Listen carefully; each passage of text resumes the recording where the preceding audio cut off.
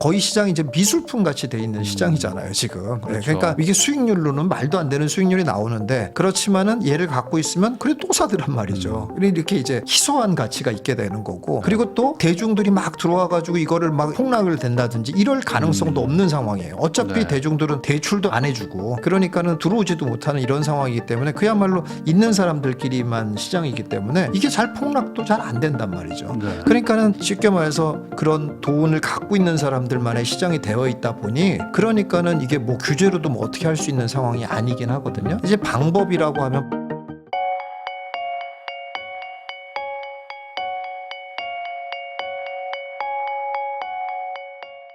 안녕하세요. 부익남TV의 부익남입니다. 정부의 대출 규제부터 이제 금리 인하까지 최근 부동산 시장이 참 되게 혼란스러울 것 같기도 합니다. 실제 집 사는 분들이 지금 어떻게 해야 되냐 되게 당황스러워 하시는 것 같기도 하고요. 그래서 모셨습니다. 이제 부동산 실전 투자도 하시고 이제 부동산 투자 자문까지 하시는 이제 김사부님 모시고 이제 하반기 얼마 안 남았지만 또 전망 그리고 내년도 이야기까지 해보도록 하겠습니다. 김사부님 안녕하세요. 예, 안녕하세요. 네. 네. 또 오랜만에 나와주셨는데 그동안 네. 뭐 잘 지내셨습니까? 아, 예, 예. 뭔가 좀 되게 예. 슬림해지셨어요. 아, 그렇습니까? 몸 관리는 요즘에 예. 또 트렌드니까. 아, 예. 열심히 건강이 제일 중요하죠. 네, 뭔가 좀 얼굴이 더 좋아지신 것 같기도 하고. 예. 감사합니다. 근데 이제 예. 그만큼 약간 이 부동산 시장이 또 그 사이에 또 바뀐 게 있어가지고. 아, 예, 예. 이게 보면은 그렇죠. 한 번씩 이게 네, 나오실 예. 때마다 네, 막 예. 올라갔다 내려갔다 올라갔다 아, 예, 내려갔다 예. 막 지금 그렇죠. 이러고 예, 있는 예. 것 같아요. 예, 예. 그래서 지금 시장이 어쨌든 이제 가장 최고 이슈는 이제 어찌됐든 간에 이제 금리 인하가 이제 시작됐다는 거. 그렇기 예, 그렇죠. 때문에 이제 예. 앞으로 시장이 어떻게 가냐 이거에 예. 대한 궁금증이실 것 같은데 우선은 미국 금리 인하 그리고 한국도 이제 인하한 거. 예. 요거에 대해서 뭐 어떻게 뭐 평가를 하시는지. 근데 이제 그거는 사실 뭐 다 어느 정도 예상하고 있었잖아요. 네. 근데 예상하고 있었는데 그게 이제 계속 미뤄졌단 말이에요. 계속 그런 상황이었는데 그 사이에 한국은 이제 부동산이 너무 침체돼서 네. 어떻게 하면 이걸 좀 끌어올릴까라는 대책을 세우는 상황이었었잖아요. 그러다 보니까 금리 인하가 되기 전에 부동산 가격을 많이 올린 상황이었잖아요. 네. 사실 부동산 시장이. 그러다 보니 우리 입장에서는 금리가 됐다고 해서 부동산을 그냥 냅둘 수가 없는 그런 상황이 돼버렸잖아요. 오히려. 그래서 이제 지금 엇박자가 나고 있는데 어쩔 수 없이 금리 인하가 돼도 담보대출 금리는 올라가는 그런 네. 상황이 지금 벌어져 있는 상황이잖아요. 그러니까 사실 정부에서 근데 이런 부동산이 좀 과열되는 느낌을 보이고 있으니까 오히려 이런 부동산을 좀 잡아야 되는 이런 상황에 좀 놓여 있는 거죠. 그러니까 원칙적으로 따지면 금리 인하가 되면서 부동산 가격이 올라가야 정상인데 네. 사실은 그렇게 다들 생각하고 있었지만 그런 일이 지금 안 벌어지게 된 그런 상황이다라고 볼 수 있을 것 같습니다. 오히려 약간 좀 선반영이 이미 좀 됐다라고 그렇다고 할 좀 수 보고 있죠, 사실은. 그리고 어떻게 반대로 선반영이 좀 너무 좀 강하게 된 것 같아서 정부에서 또 규제를 하는 그렇죠. 이게 계속 이렇게 갈 수가 없다고도 볼 수 있는 게 왜냐하면 네. 금리 인하가 이번에로 끝이 아닌 거잖아요. 어찌됐든 뭐 그렇죠. 계획상으로는 뭐 더 가는 거다 보니까 네. 그럼 단기적으로는 좀 주춤할 수 있지만 그러면 약간 금리 인하가 계속된다면 어떻게 봐야 될까요? 이거는. 근데 이제 저는 사실은 이제 금리 인하가 계속된다라는 것은 어떤 이제 경기를 조금 이제 경기가 조금 안정적인 네. 상황으로 좀 돌아설 수 있다라는 긍정적인 신호는 될 수 있을 거라고 보여져요. 그렇긴 한데 그거에 따라서 우리나라 부동산이 계속 갈 수 있는 그런 상황은 안 될 거라고 보여집니다. 네. 그러니까 왜 그러냐면 그렇게 만들면 안 되는 그런 어떤 필연적인 이유가 놓여 있어요, 사실. 네. 왜냐하면은 과거에도 봤지만 지나치게 부동산 시장이 거품이 일어나면 그 모든 사람에게 결국 또 피해가 되거든요. 그러니까 정부 입장에서는 너무 침체로 가서도 안 되고 너무 상승을 해서도 안 되고 하는 거를 그렇게 이제 부동산 경기를 조절해야 되는 그런 입장이다 보니 그런 쪽에 조금 더 영향을 많이 받을 수 있을 거다라고 보여집니다. 그럼 지금은 약간 정부가 어찌됐든 간에 좀 강력하게 얘기하고 있는 게 그 집값을 좀 이렇게 좀 누르려고 하는 것들을 막 계속 그렇죠. 내보내고 네, 있잖아요. 예, 예. 거기다가 이제 뭐 아예 그냥 대놓고 얘기도 막 하고 있고 네, 그런 상황에서 뭐 금리 인하가 된다고 해도 뭐 추가 규제 같은 것들을 계속 할 것이다. 약간 이렇게 말씀하시는 건가요? 만약에 이제 부동산 시장이 이제 정부가 생각하는 것처럼 조금 잠잠해지지 않는다면 네. 추가적인 규제도 나올 수 있는 가능성은 충분히 있다고 보여집니다. 그만큼 정부 입장에서는 아이간 부동산이 너무 많이 빨리 가는 거를 막아야 되는 그런 상황이다 보니까 그럴 수 있는 상황이다라고 보여지기 때문에 저는 사실 이제 개인 투자자들에게는 그냥 아주 쉽게 이렇게 아직 이해하라고 말하고 싶은데요. 그냥 작은 사이클이 계속 반복된다. 이렇게 네. 보라고 하는 것이 가장 바른 시각이라고 보여져요. 보여져요. 그럼 뭐 올랐다가 좀 내려갔다. 올랐다 그렇죠. 내려갔다. 뭐 예, 이런 예. 것들이. 근데 이제 뭐 그러니까 사이클이니까 뭐 올랐다 내렸다 올랐다 되는 거 아니라 쭉 어느 정도 갔다가 다시 이제 쭉 어느 침체하고. 정도 잠잠했다가 다시 쭉 어느 정도 갔다가 그러니까 굳이 뭐 조금 더 구체적으로 얘기하자면 저는 사이클 상으로는 한 4개월, 4개월에서 한 6개월 정도 텀을 네. 기준으로 해가지고 반복될 거다 이렇게 지금 보고 있습니다. 그러면 이게 작년에도 똑같았거든요. 지금하고 그렇죠. 23년 예, 예. 뭐 초에 쭉 올라가다가 8월부터 해서 또 이게 좀 이렇게 규제 나오면서 또 잠잠했다가 예, 예, 다시 예. 또 올해 또 뭐 2, 3월부터 또 천천히 또 올라가면서 예, 또 예. 7, 8월 막 폭등하니까 다시 또 이제 규제 나오고 그렇죠. 이런 게 좀 앞으로 내년에도 이렇게 반복된다 이렇게 봐야 될까요? 그렇죠. 그렇게 보여져요, 지금. 그리고 또 이제 그게 조금 이제 과거와 달라진 게 뭐냐면은 이제 사람들이 그 부동산에 대한 그런 지식이 굉장히 많이 늘어났어요, 확실히. 네. 대중들이. 그래서 좋은 부동산을 가지고 있으면 돈을 번다라는 생각들이 이제 굉장히 많이 알려져 있기 때문에 이제 과거에 비해서 예를 들어서 정책도 조금 이렇게 긍정적인 정책만 내놓으면 굉장히 시장에 빨리 반영되는 그런 상황이 되고 또 특히 좋은 부동산이라고 하는 건 더 빨리 반영되는 이런 모양을 굉장히 보이고 있기 때문에 사실 정부 입장에서도 그런 거를 어느 정도 선으로 조절해야 될까 조금 이제 약간 혼란스러워하는 그런 상황이긴 하죠, 지금. 그러면은 지금 그 한국은행에서는 어찌됐든 간에 뭐 계속 얘기를 했던 게 뭐 경제를 위해서는 조금 뭐 인하를 해야 되지만 부동산이 좀 약간 좀 과열이 있기 때문에 뭐 걱정이 된다 이런 얘기를 하다가 이번에 어쨌든 미국에서 0.5를 내리니까 같이 내렸는데 그러다 보니까 이제 정부에서도 좀 강하게 규제를 해가지고 약간 뭐랄까 좀 명분을 좀 만들어준 이런 게 아니냐 이런 얘기도 있거든요. 예, 그렇죠. 근데 이제 계속 말씀드리지만 그러니까 정부 입장에서는 그걸 잡아야 되니까 근데 사실 근데 금리 인하가 되기 때문에 어쩔 수 없이 이렇게 내려야 되는 상황이 되기 때문에 부동산 가격이 올라간다 이렇게 생각할 수가 없는 게 사실 너무 간단한 방법이 있는 게 그냥 담보대출 비율을 낮추면 돼요. 그냥. 그렇죠. 예. 네. 금리를 낮아져도 비율을 확 낮춰버려가지고 이제부터 40%밖에 안 해줄래 이래버리면 끝나는 일이거든요. 네. 사실. 그러니까 얼마든지 정부는 그럴 수 있는 그러니까 금리가 낮아져도 부동산 경기를 조절할 수 있는 힘이 있다라는 거를 알고 있는 게 더 중요하다고 보여져요. 그래서 예전에도 사실 뭐 투기가열지구 뭐 조정대상 지역하면서 뭐 계속 그렇죠. 사실상 그게 LTV를 낮추는 그런 역할들을 막 했었잖아요. 그러다 보니까 이번에 안 잡히면 또 쓸 수 있다 이런 얘기들도 있는데 혹시 뭐 그런 데까지도 이제 정책을 쓸 거라고도 혹시 예상을 좀 하시나요? 그거는 안 그럴 거라고 보여집니다. 그건 왜 그러냐면 이제 이전 정권과 굉장히 차별화를 둬야 된다는 정책을 보면서도 절대 이전 정부와는 똑같지는 않게 하겠다. 이런 게 이제 굉장히 느껴지기 때문에 그런 똑같은 정책은 절대 안 할 거라고 보여집니다. 그런데 그거 말고도 할 수 있는 방법은 일단은 이제 비율을 낮추면 되는 거기 때문에 그럴 가능성은 좀 있어 보인다. 이게 이렇게 어떤 뭐 보여집니다. 특정 지역을 규제한다기보다는 그냥 전체적으로 LTV를 좀 뭐 낮춰주겠다. 근데 그런 거나 이제 뭐 소득 대비 DTI니 뭐 이런 걸 올리고 뭐 이렇게 하면 되는 거니까. 근데 이제 그런 거에 대해서 약간 지난 정권에서 그런 걸 좀 했기 때문에 이번 정권은 그런 거 우리 안 한다고 막 했었잖아요. 근데 지금 하는 걸 보면 지난 정권에서 했던 거랑은 뭐 약간 방향은 다를지 몰라도 또 극단적인 대출 규제 같은 걸 좀 하고 있거든요. 그렇죠. 좀 사실은 조금 이제 헛발질하고 있는 것 같은 것들은 많이 보여요. 이제 그런 대표적인 게 이번에 이제 전세 대출이잖아요. 전세 대출 같은데 보면은 이제 뭐 소유자가 바뀌면은 그럴 때 이제 전세 대출은 안 해주겠다. 그러니까 소유자가 바뀌는데 그때 들어오는 전세 한마디로 이런 거 갭투자. 안 해주겠다. 이런 것들은 정말 사실은 부동산을 도대체 알고 있는 건지 굉장히 황당하거든요. 사실 좀 전문가들한테 뭐 좀 조언을 받고 있는 건지 굉장히 황당해요. 사실은. 그래서 이전 정권이나 이번 정권이나 부동산을 모르긴 마찬가지 아닌가 이런 생각이 좀 들기는 해요. 사실은. 그런 부분들인데 어쨌거나 그런 부분들이 하여간 이번 정권은 과거 정권과는 다른 걸 하겠다. 결국 똑같이 헛발질이 되는 한이 있어도 하여간 다른 모양을 갖고는 하겠다. 이런 모습을 보이고 있는 것 같아요. 이번엔 약간 왼발잡이다. 저번에 오른발잡이고 어차피 헛발질하더라도. 그렇죠. 약간의 어쨌든 그건 약간 정책 철학 같은 거죠. 어쨌든 국정 운영 그렇죠. 철학이 약간 좀 다를 수도 있다. 네. 그러면은 지금 하는 것이 영향을 확실히 준다고 보세요. 어떤 지금의 부동산 정책이 뭐 정확하다, 뭐 틀리다 이걸 떠나서 시장에는 확실한 영향을 주고 어떤 수요를 좀 낮추는 효과를 주고 있다고 보시는지. 그럼요. 영향을 받을 수밖에 없어요. 아무래도 이제 담보대출도 올라가고 이제 그 금리도 올라가게 되는 거고 그리고 이제 특히 전세에 대한 거를 많이 잡게 되면 아무래도 이제 전세가 이제 쉽게 따라오질 못하니까 매매 수요도 좀 잠잠할 수 있는 거고 물론 투자 수요는 예전보다 많이 줄었어요. 확실히 투자 수요는 많이 줄었지만 그래도 투자 수요가 아니라 뭐 갭 투자라고 하면 어쨌든 사람들 생각에는 이제 뭔가 이득을 내기 위해서 하는 거로 이제 알잖아요. 그런데 전세를 끼고 사는 걸 모조리 다 갭 갭투자라고 일단 얘기를 하잖아요. 네. 근데 실수요자도 내가 들어갈지 미리 사놓는다 이런 개념도 그런 거 굉장히 있죠. 많거든요. 그렇잖아요. 네. 근데 그런 거조차도 전세가 안 받쳐주면 잘 못한단 말이에요. 그러니까 이제 그런 부분에서 수요를 당연히 억제하는 그런 효과를 내고는 있죠. 확실히. 그러면은 지금 그 최근에 뭐 논란이 되고 있는 것 중에 하나가 또 디딤돌 대출을 뭐 네. 갑자기 아까 말씀하신 것처럼 LTV를 막 줄여버리고 네. 반공제 안 하는 거 반공제 한다 그러면서 갑자기 수천만 원 대출을 막 줄여버리는데 이걸 뭐 당장 뭐 내일부터 한다 뭐 이런 식으로 막 발표했다가 막 네, 시장이 네. 막 혼란되고 이러는데 네, 네. 그 말은 역설적으로 얘기하면 그렇게 약간 서민층을 위한 정책자금 대출까지 규제하는 거라면 지금 네. 상황이 심각하다 뭐 이렇게 정부가 보는 건지.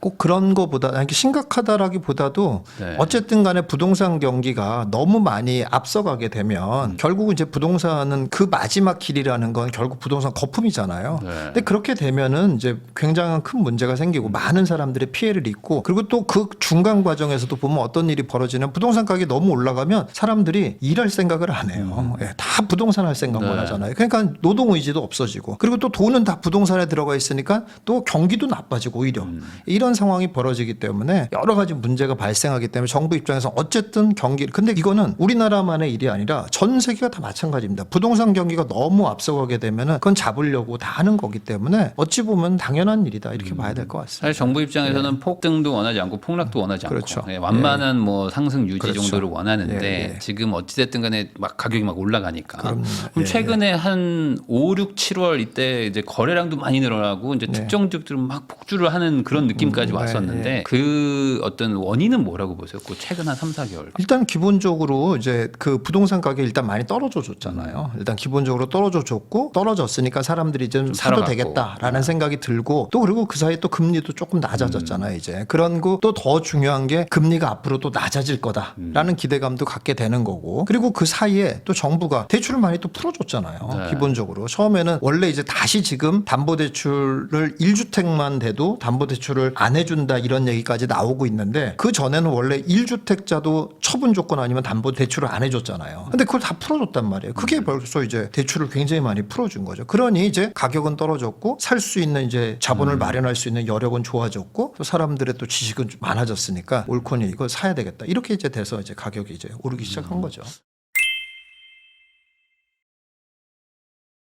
그러면 이제 9월, 10월 해가지고 지금 거래량이 이제 상대적으로 서울 기준은 이제 확 떨어졌는데, 그럼 이건 약간 일종의 지금 이제 뭐랄까요? 사람들이 사는 타이밍이 좀 끝났다. 앞으로 좀 지켜봐야 되겠다라고 좀 가는 거라고 봐야 될지, 아니면 예. 그냥 정책 때문에 잠깐 눌렸다고 봐야 될지. 일단은 뭐 정책 때문에 눌린 건데 이런 움직임들은 조금 몇 개월 갈 거다라고 일단 보여집니다. 네. 그래서 아무래도 이제 조정을 받게 되면은 그게 하나의 흐름이 되기 때문에 좀 갈 수 있고 그리고 일단은 매수세가 붙어야 되는데 네. 또 한 가지 또 중요한 게 뭐냐면 일단 그 사이에도 가격이 많이 올랐어요 사실. 그러다 보니까 그 가격을 매수자 입장에서는 따라가기가 되게 망설여지는 상황이거든요. 야 이거 너무 올랐는데 네. 이제 뭐 보시면 다 아시겠지만 다 이제 뭐 실거래가 찍힌 거 보면은 실거래가 찍힌 거랑 호가를 보면 또 그걸 너무 여실히 알 수 있거든요. 실거래가 찍힌 거만큼 호가가 나오질 않아요. 기본적으로 항상 더 높게 내놓는단 그렇죠. 말이에요. 나는 실거래가 뭐 예를 들어 6억 5천에 찍혔다. 그러면 6억 7천 8천 내놓는단 말이죠 사람들이. 근데 이제 그걸 따라가면 경신되고 이렇게 되는 거잖아요. 근데 이제 그거를 벌써 많이 올랐으니까 수요자 입장에서는 야 내가 저걸 따라가야 되나 이렇게 마침 망설이고 있는 시점에 와 있었던 거죠. 네. 그런데 거기에서 이제 규제까지 나오니까 이거 안 되겠는데 이렇게 이제 망설이다 보면 그런 게 이제 좀 계속 이제 이어질 가능성이 좀 있죠 지금. 그러면 아까 이제 김 사부님 말씀해주신 것처럼 한 6개월 정도의 어떤 좀 텀을 가지고 약간 상승과 하락이 어떤 좀 반복된다고 하면 네. 방금 말씀하신 거를 종합하면 한 내년 3, 4월 정도쯤 되면은 어느 정도 좀 시간이 지났고 또 약간 그렇죠. 좀 지켜보기도 했고 예. 그 다음에 사야 되는데 호가가 잘 안 떨어지니까 또 그렇죠. 따라 사고 예. 이러면서 또 약간 또 다시 상승세로 또 갈 수도 있다 이런 얘기이신 건가요? 아니요. 그거는 이제 제 생각이랑 같은데 호가는 떨어질 거라고 봐요. 호가는 떨어진다. 호가가 떨어지죠. 거래량은 다시 회복되고. 호가가 떨어지죠. 호가가 떨어지는데 떨어져도 이제 매수세가 잘 안 붙는 거죠. 그런데 네. 이제 호가가 떨어지는 가운데서 한 짧으면 한 4개월, 좀 길으면 한 6개월 정도 지나면은 그러면서 이제 다시 그 떨어진 호가에 매수세가 붙는 거죠. 이제 네. 그러면서 다시 또 이제 조금 조정받은 게 이제 다시 올라가기 시작하고 이런 상황이 될 거다라고 보는 거죠. 그러면 지금 사실 많은 분들이 좀 뭐랄까 우려하거나 뭐 걱정하는 부분 중에 하나가 예. 올라가는 데들은 막 계속 올라가는데 사실 예. 이게 평균으로 보면은 그렇게 높지 않은 거는 그렇죠. 나머지 지역들은 또 그러니까 조용한 곳들도 많단 말이죠. 그렇죠. 근데 예. 막 규제는 엄청 강하게 막 나오다 보니까 우리 동네 안 올랐는데 왜 우리 동네 규제하냐 뭐 이런 얘기들도 있으시거든요. 예. 그러니까 지금의 어떤 이런 상황이 예. 아주 특정 지역들만 계속 이렇게 좀 가는 분위기라는 게 좀 이어진다고 보세요? 아니면은 뭐 이게 좀 그래도 저긴 너무 높으니까 좀 옆으로 가야 되겠다 했고 네, 좀 예. 퍼진다고 보세요? 퍼지기는 조금 어려울 거라고 지금은 좀 봅니다. 어렵다. 예, 기본적으로 이제 전체적으로 이제 우리가 약세장의 구간을 가고 있는 상황이기 때문에 기본적으로 약세장이라는 건 매수세가 약해요. 기본적으로 그리고 매수세가 많지 않죠. 넓지 않죠. 그 폭이. 그러다 보니까 이제 그 작은 매수세들이 아주 핵심적인 거에만 집중하게 되는 거죠. 그러니까 이제 다른 데까지 퍼져나갈 것이 없는 상황인데 핵심적인 것들이 또 너무 올라가니까 이제 잡은 상황이고 그렇게 되니까는 뭐 그런 불만들이 나올 수 있는 건 충분히 이해가 되죠. 우리는 올라가지 않았는데 왜 그걸 잡냐 이렇게 하는 거는 그런 불만은 충분히 이해가 되지만 그렇다고 해서 풀어줄 수 있는 여건은 지금 아니다 이렇게 볼 수 있을 것 같습니다. 그러면은 여기서 핵심은 지금 대출을 좀 막 조이는 거잖아요. 이게 나머지 세금이나 이런 걸 좀 건드리는 부분은 아니니까. 그렇죠. 그러면은 지금 대출에 영향을 받는 건 사실 비싼 집들보다는 조금 상대적으로 저렴한 집들일 텐데 어느 정도 대출을 받아서 집을 사는 그 대출 비율이 높으니까. 그래서 오히려 지금 서민들이 더 규제당하고 약간 부자 동네는 좀 덜 규제당한다. 그래서 뭐 최근에 막 압구정, 잠실 이런 데 막 신고가 막 나오거든요. 네. 이거는 어떻게 좀 봐야 될지. 그건 조금 정말 어려운 문제인데요. 그거는 사실 그건 참 해결하기가 정말 어려운 부분입니다. 그거는 이제 어찌 보면 자본주의의 본질에 대해서 의문을 갖는 거랑 마찬가지거든요. 사실은. 근데 전 세계가 한국만 이러는 게 아니라 전 세계가 다 이거 똑같은 고민을 갖고 있습니다. 그렇잖아요. 양극화되는 거를 너무 강력하게 막을 수가 없는 게 너무 그런 걸 이제 막으려고 하다 보면 전체적으로 사회의 어떤 침체되고. 동력이 네. 떨어져 버리잖아요. 그러니까 그럴 수도 없고 그렇다고 이제 그런 거를 갖다가 그렇게 냅둬 버리면 자꾸 양극화가 너무 심화되고 이런 건데 그건 전 세계의 고민인데 우리나라도 지금 우리나라만의 고민은 아닌데 딱히 해결책이 뚜렷하게 있다고 보여지지는 않습니다. 그거는 우리가 생각할 수 있는 부분은 아닌 것 같고요. 이거는 어쩔 수 없이 자본주의의 좀 예. 어쩔 수 없는 부작용이다. 그렇습니다. 그렇게 따지면은 지금 뭐랄까요? 뭐 최상급지라고 뭐 굳이 부르는 동네들이 어쨌든 뭐 규제와 상관없이 또 막 계속 또 막 가고도 있는데 이 분위기는 그러면 어쩔 수 없이 계속 가는 건지 아니면 뭐 다른 정책이 뭐 나오면 좀 뭐 분산이 될까요? 그럴 수 있는 여지들은 조금 있죠. 근데 정책이라기보다는 저는 이제 뭐 좀 다른 쪽의 측면에서 좀 그 새로운 길이 있지 않을까라고 생각이 들어요. 뭐 이제 다른 많은 전문가들도 얘기를 하지만 결국은 돈이 이제 부동산에 그리고 고가 부동산에 쏠리는 게 안전자산이라고 생각하는 거잖아요. 그리고 사실 이게 거의 시장이 이제 미술품 같이 돼 있는 시장이잖아요, 지금. 그렇죠. 그러니까 이게 수익률로는 말도 안 되는 수익률이 나오는데 그렇지만은 얘를 갖고 있으면 그래 또 사더란 말이죠. 이렇게 이제 희소한 가치가 있게 되는 거고 그리고 또 뭐 막 대중들이 막 들어와 가지고 이거를 막 폭락을 된다든지 이럴 가능성도 없는 상황이에요. 어차피 대중들은 대출도 안 해주고 그러니까는 들어오지도 못하는 이런 상황이기 때문에 그야말로 있는 사람들끼리만 시장이기 때문에 이게 잘 폭락도 잘 안 된단 말이죠. 그러니까는 쉽게 말해서 그런 돈을 갖고 있는 사람들만의 시장이 되어 있다 보니 그러니까는 이게 뭐 규제로도 뭐 어떻게 할 수 있는 상황이 아니긴 하거든요. 이제 방법이라고 하면 방법이라기보다 새로운 이제 예상할 수 있는 거는 그렇다면은 그런 대상이 다른 것도 생기는 경우 그렇다면 그 돈이 이제 빠져나갈 수 있는 여지가 생긴다. 이렇게밖에 볼 수 없을 것 같아요. 그 말은 지금 역설적으로 뭔가 부자라는 사람들이 봤을 때는 지금 안전자산이 여러 개가 있다면 좀 딴 데도 갈 텐데 다 없고 지금 내가 봐도 여기밖에 없구나라고 하면서 그냥 신축 뭐 핵심 지역에 막 그 대형 아파트 뭐 이런 것들 위주로 간다는 개념인 거죠. 맞아요. 그런 개념입니다. 그럼 이게 좀 다른 데를 열어줄 만한 데가 사실은 이제 다주택 규제가 좀 풀린다거나 아니면 어떤 뭐 상업용 부동산이나 뭐 이런 데가 좀 열리면 좀 모를 텐데. 부동산 쪽으로 얘기하자면 그래도 가능성 있는 게 그 상업용 부동산 쪽이죠. 근데 마침 이제 상업용 부동산을 말씀하셔서 이제 얘기를 하자면은 사실은 금리 인하는 우리가 이제 보는 그런 이제 일반적인 주거용 이런 거의 부동산에는 거의 영향을 미치지 않을 거. 지금 상황에서는 영향을 미치지 않을 것 같고 상업용 부동산에는 영향을 많이 미칠 수 있다고 보여집니다. 그러면 사실은 그건 뭐 그냥 FM이잖아요. 그렇죠. 금리가 낮아지면 상업용 부동산이 올라간다라는 FM이라는 것은 FM인데 그렇기 때문에 모두가 알아요. 그래서 사실 지금 시장에 나가보면 상업용 부동산도 이미 많이 올라 있습니다. 근데 저는 지금이 마지막 타이밍이라고 생각해요. 매수할 수 상업용이라 있는. 하면 이제 뭐 빌딩 같은 걸 얘기하시는 뭐 거죠? 빌딩도 그렇고 조그마한 조그만 부동산 그냥 뭐 소규모 빌딩 같은 것도 그렇고 뭐 이제 약간 수도권 쪽으로 가면 한 10억대 뭐 서울 같은 데는 막 20억대 그러니까 최하가로 얘기하면은 이런 것들의 매수 타이밍이다 이렇게 보여집니다.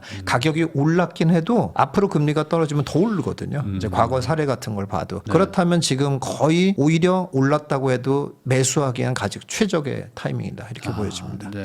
사실 이제 금리 인하는 비주거용 쪽은 사실 뭐 완전히 이쪽은 뭐 규제가 뭐 딱히 뭐 없기 때문에 말 그대로 수익률 가지고 판이니까 훨씬 더 유리해진다는 거는 맞는 것 같고 저도 최근에 들은 것 중에 한 분인데 그분도 이제 고민하는 게 집값이 이제 너무 비싸져가지고 그걸 팔고 차라리 그냥 좀 어디 좀 이렇게 많이 좀 눌려 있는 뭐 급금에 나오는 건물 같은 거 사면 어떠냐 이런 질문들 좀 받았거든요. 그런 생각들도 약간씩은 좀 늘어나는 것 같기도 해요. 그렇습니다. 약간 좀 공격적인 분들. 근데 이제 그 부분에서도 제가 이제 또 한 가지 얘기하면 그런 분들한테 조언해주고 싶은 게 있어요. 금매 찾지 말고 그냥 좋은 거 사세요. 그게 좋은 거예요. 그게 근데 이 타이밍에 사면 좋아요. 무조건 이 타이밍에 그냥 좋은 상업용 부동산을 사면 그게 훨씬 가격이 올라갑니다. 물론 이 타이밍에 비싸게 살 필요까지는 없어도 그냥 이 타이밍에 시세대로 그냥 좋은 걸 사기만 해도 이제 나머지는 시장이 만들어 주거든요.